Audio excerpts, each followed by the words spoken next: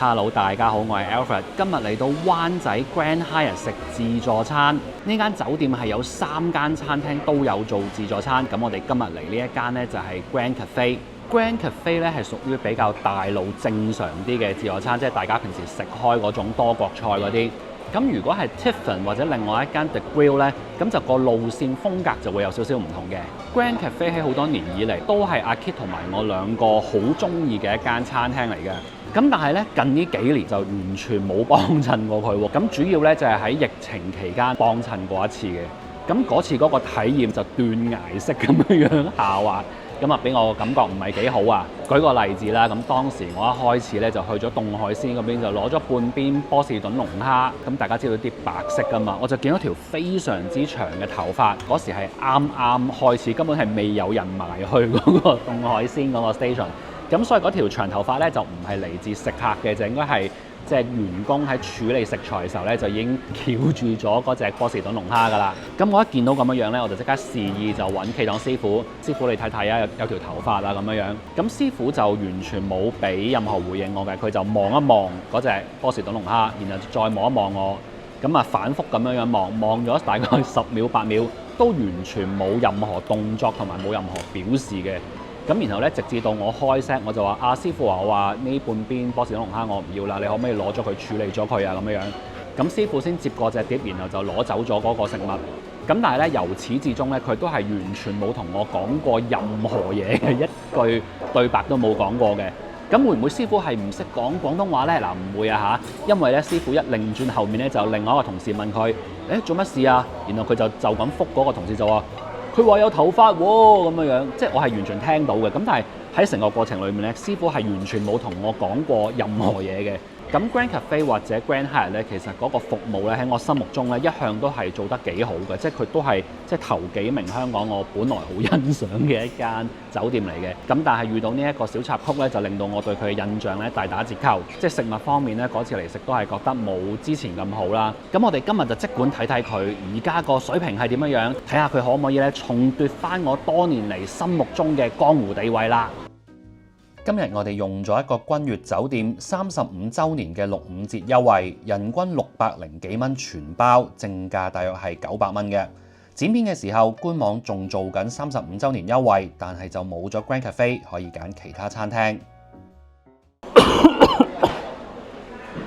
有時食下飯，突然之間有幾聲咳，可能會引起隔離台嘅恐慌啊！想止咳就要對症下藥，鱷魚補肺就大家都知啦。但係呢一隻正品岳肺寶就特別唔同咯，因為有本港大學幫佢做咗研究，證實有效改善咳嗽，最適合一啲咳極唔斷尾、喉嚨痕、氣管又痕、成日忍住想咳嘅朋友。正品岳肺寶係選用100% 澳洲鱷魚，配合埋其他強效成分，例如蟲草 CS4、鳳梨酵素同埋槲皮素，做到全方位補肺止咳、強韌氣管嘅功效。無論你係乾咳、久咳、敏感咳定係轉季咳，呢款止咳專家都會幫到你，而且仲要係天然冇藥性，小朋友同老人家都啱食。全家要補肺止咳，食岳肺寶就得。萬寧門市同網店都有得賣，詳情記得睇下面 info box。當然，如果有健康上嘅問題，就記得睇醫生啦。Grand Cafe 自助區分咗3個區域，除咗甜品自己佔一區，另外2區都同時有冷盤熱分。我今日就先一次過俾大家睇晒2區有啲咩食，睇完再揀幾個重點同大家詳細講講。呢間自助餐有一個賣點，就係佢將酒店其他幾間餐廳嘅某啲招牌菜都擺咗入嚟。咁食材同個師傅就梗係唔一樣啦，但係意思都可以食到君悅酒店一啲出名嘅菜式，令個自助餐好玩咗嘅。頭先講過，疫情我嚟過一次，嗰次就冇拍片。再睇翻2018年嘅片，就發現某啲嘢係冇咗㗎，例如係帝王蟹、鵝肝同埋我好中意嘅醬料區。儘管如此，今日 Grand Cafe 嘅食物款式數量、擺盤、refill 速度等等，都係香港做得比較出色嘅酒店之一。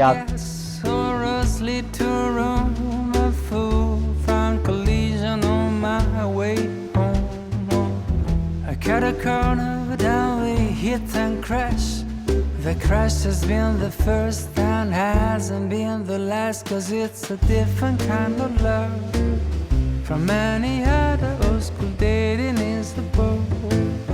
We are explorers, it's a different kind of love, and everyone is looking like we're crazy people just escaping from the lonely.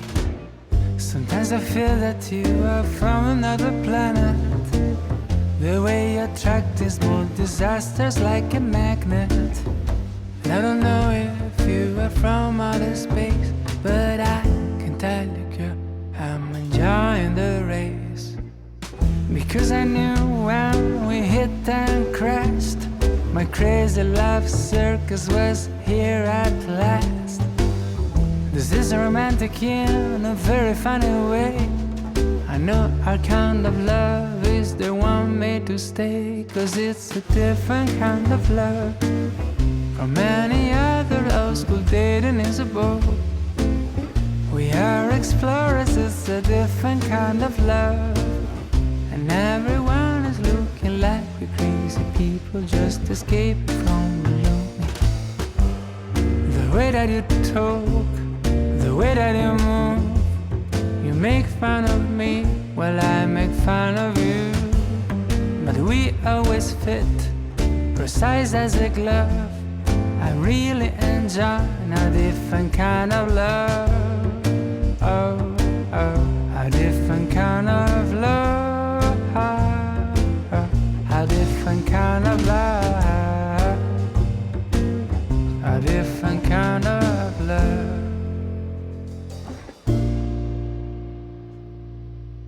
老規矩，第一碟係凍海鮮，部分嘢食咧，阿 Kit 就幫我剝咗殼啦。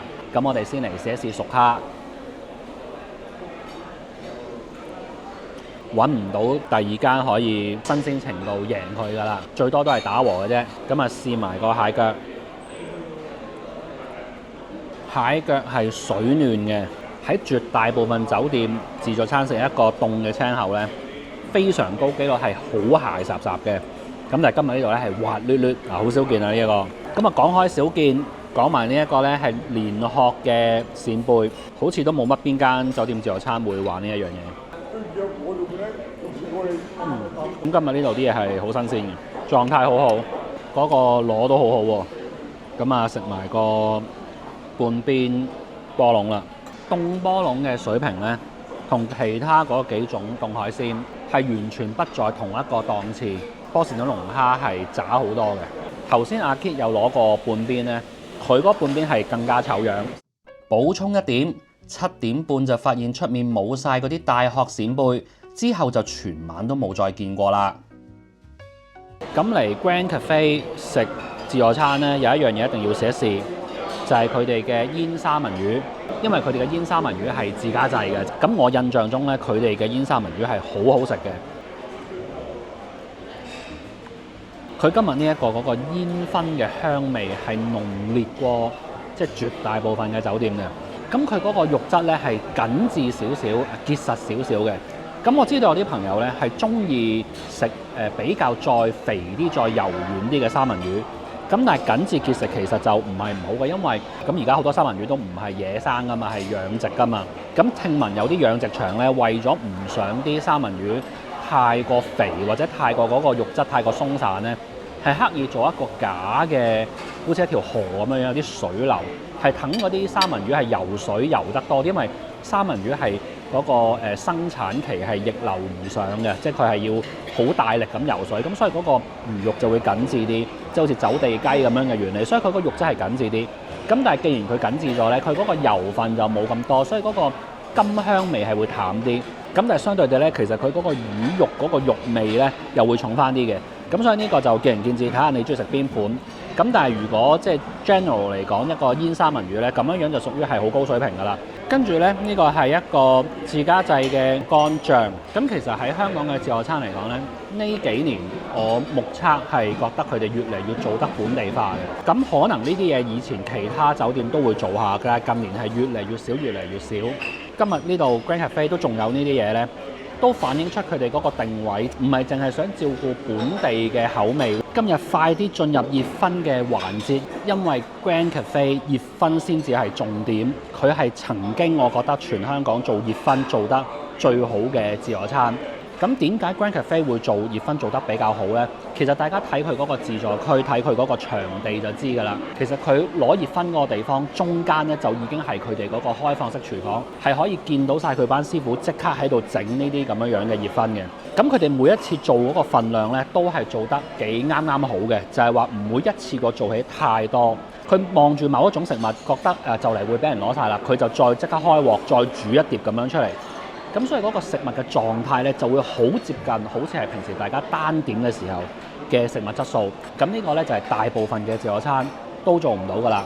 少數有啲地方嗰個熱薰非常非常之難食，例如我曾經講過 Cafe 103嘅自助餐啲熱薰係難食到飛起。咁點解會咁呢？其實我當時拍都唔知，我話完佢難食之後呢，就有嗰度嘅員工就話翻俾我知點解佢哋會做得咁難食，就係話原來佢哋嗰個103樓咧根本就冇廚房嘅，而且咧就因為嗰個運送嘅路途遙遠咧，佢哋係唔可能係飯市開始前或者開始緊先至攞啲熱薰過去餐廳，而係成個下晝已經係不停咁樣係整定，然後就運去佢哋嗰層嗰度，跟住就擺喺啲熱櫃裡面，就一路 keep warm 擺幾個鐘頭，直至到晚市開始，先至喺個熱櫃度攞翻出嚟俾大家食。咁所以嗰度啲熱薰係冇可能係好食嘅，一定係即係溫度又唔係好夠，然後啲嘢係超級 overcook，有啲嘢就又乾又鹹。咁呢個係完全冇辦法避免。今日嘅熱薰有一個我覺得都幾重點，就係蟹粉炒蝦球。咁而家秋天啊嘛，周圍都賣啲大閘蟹啊、蟹粉嘅廣告。咁呢度都整翻個蟹粉炒蝦球喎，咁啊幾好喎嚇，試試啦。自助餐出到呢一味餸，我覺得都冇乜好投訴㗎啦。咁佢呢一個呢，就走少少四川 style 嘅，佢係輕輕辣辣地。其實都好多酒店自助餐係會做清炒時菜，咁然後就真係就咁一兜菜心或者一兜芥蘭。咁佢呢度都有啲配搭，顏色上面都有啲變化，咁就已經係幾有心㗎啦。即係唔係間間都有咁嘅心思同你搞幾個食材㗎嘛？嗱，唔係講笑啊，食佢啲菜呢，真係仲食到少少鑊氣嘅。炸子雞咁啊，大家知㗎啦，我 favourite 個皮都仲脆。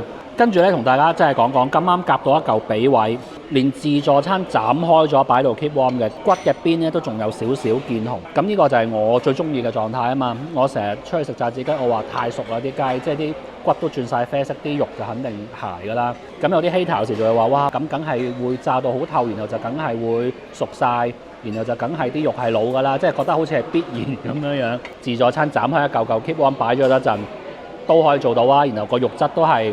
我都仲覺得係好嫩啦，唔好講到好似我太高要求咁啦，其實都好多餐廳做得到嘅。頭先話佢哋呢度嘅凍波籠麻麻地，咁其實佢哋嗰個波籠有兩個做法嘅。咁而家我前面呢個呢，就係一個上湯焗啦，咁呢個好受歡迎。咁因為通常自助餐一開始我就拍咗嘢先㗎嘛，通常都拍個零兩個鐘咁樣樣㗎啦。咁我其實拍咗可能15分鐘，咁我就行埋去呢一個位度。咁當時嗰一兜即係上湯焗龍蝦呢，已經俾人攞到得翻幾嚿。咁但係我見師傅都好快反應嘅，佢一見到個兜得翻好少呢，已經即刻再做第二兜出嚟。佢波籠個貨務好靚呢，咁啊反而做翻啲味道，有翻啲烹調遮遮掩掩呢，咁成件事就好食好多嘅。咁如果係中意食波籠嘅朋友嚟呢度呢，就食呢一個上湯焗嘅，就好過食凍嗰邊嗰啲啦。係嗰個上湯嘅芡咧收得結得滯啫，其他都算係咁噶啦。啱啱諗住出去攞啲燒味，咁啊想攞叉燒嘅，頭先拍過嘅，點知呢？佢而家叉燒就賣晒，咁就轉咗第二樣嘢就係燒鵝喎。即係話佢哋有啲嘢係去到中段就會冇晒，然後就會轉第二種食物咁樣樣。咁呢個做法都係有好有唔好嘅。嗰個肉係仲有溫度嘅，嗰個皮唔係話脆到卜卜脆，但係都仲係脆。咁唯一就係嗰個醃料味唔算好夠。咁然後有呢啲即係去飲一定要有嘅炸蟹鉗，外面脆卜卜，裡面熱辣辣。但係呢，佢嗰個麵衣嗰個粉好厚，然後裡面個蝦膠好削，即係好唔彈，溝好多粉，一劈劈咁樣樣。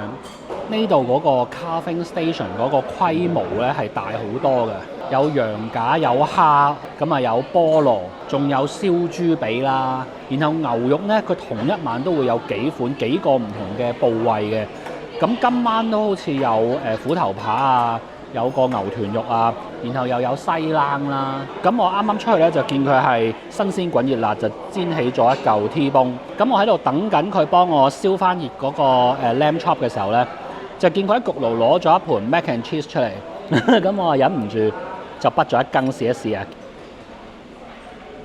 其實個通心粉幾好食，佢唔落嗰劈黑松露醬就仲好。咁我而家呢個就係個羊架啦。咁佢呢度嗰個 station 咧就唔係話淨係有啲肉燒好晒，然後就你要就自己夾或者佢切俾你咁樣樣嘅。部分食材咧佢會即刻整翻熱嘅，例如嗰個 lamb chop，咁佢有個烤架。咁啱啱食嗰個羊架嗰個燒烤嗰個香氣都係有喺度嘅。而家試埋嗰個 T-bone，嗰個牛肉有個甜度喺度，幾好食。都係有一個好濃烈嘅燒烤香氣。咁另外有一樣嘢要讚一讚，就係今日嘅企檔師傅嗰個服務態度係非常之專業嘅。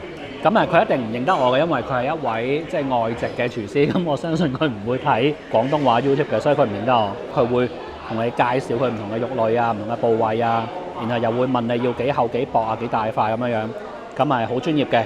食自助餐見到有天婦羅，我90%嘅機會都係唔會攞嘅。因為我覺得天婦羅係有一條好明確嘅界線，即係有啲叫做真嘅天婦羅，有啲就叫做假嘅天婦羅。莫講話去到自助餐咁嚴峻，喺香港大部分嘅餐廳嘅天婦羅喺我心目中其實都係假嘅天婦羅。咁我就唔會立亂食嘅，即係唔好影響咗我對呢一個食物嘅印象，因為我本身係好中意食天婦羅嘅。但係 Grand Cafe 嘅天婦羅就唔係預先炸好一大盤擺度俾你夾嗰種，而係即叫即炸嘅。咁所以係可以一試就係咁解啦。正如頭先所講啦，佢喺行政處理嗰個手法上面已經係盡佢能力安排到最好。喺自助餐嚟講，咁樣嘅天婦羅絕對已經係香港可以做到嘅最高分嘅一個水平啦。但係喺我嘅心目中，咁樣都唔算係一個真正嘅天婦羅，係仲係有啲差距喺度。好多人走入嚟 Grand Cafe 就咁單點海南雞飯，一份300幾蚊，大把捧場客。呢個絕對係自助餐嘅重點。最抵讚係識得擺啲醬料碟喺度俾食客用。又要提翻文華東方快船郎，本來從善如流，後尾唔知點解又 cut 翻冇晒啲碟仔。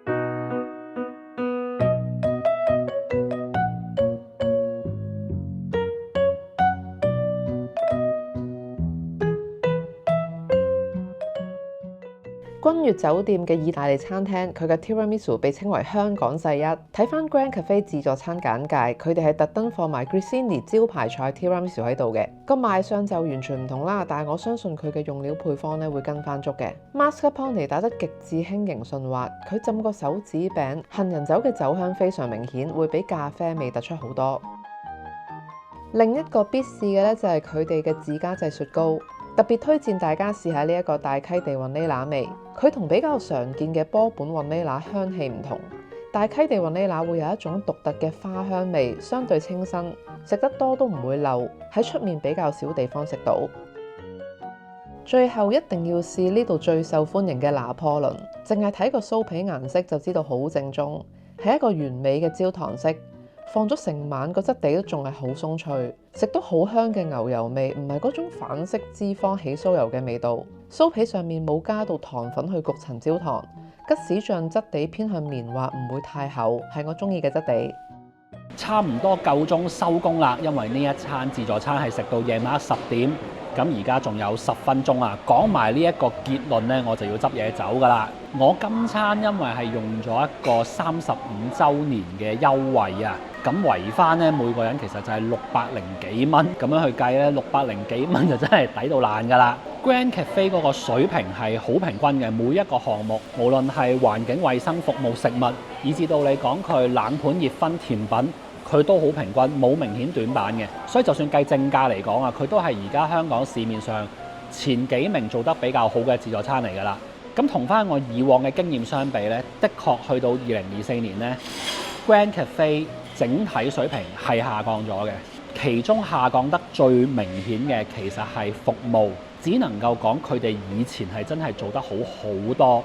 我今日嚟到呢，覺得佢成個規格直情係降咗級啊！咁呢個就唔關前線員工事，呢個係管理層嘅決定，係成個班底唔同咗。咁呢方面呢，我就唔講太詳細啦，因為我每一次如果講服務講得好詳細呢，都一定會有啲 hater 留言呢，就話我奄尖聲悶嘅。咁呢一個呢，就比較可惜咗啲嚇，因為以前如果想體驗一個做得非常好嘅酒店服務呢，係可以嚟下 Grand Hyatt 或者 Grand Cafe。咁而家嚟呢度呢，就體驗唔到啦。好啦，真係夠鐘啦，今條片就講到呢度。如果中意睇呢一類自費食評，記得訂閱我哋頻道。下次再見，拜拜。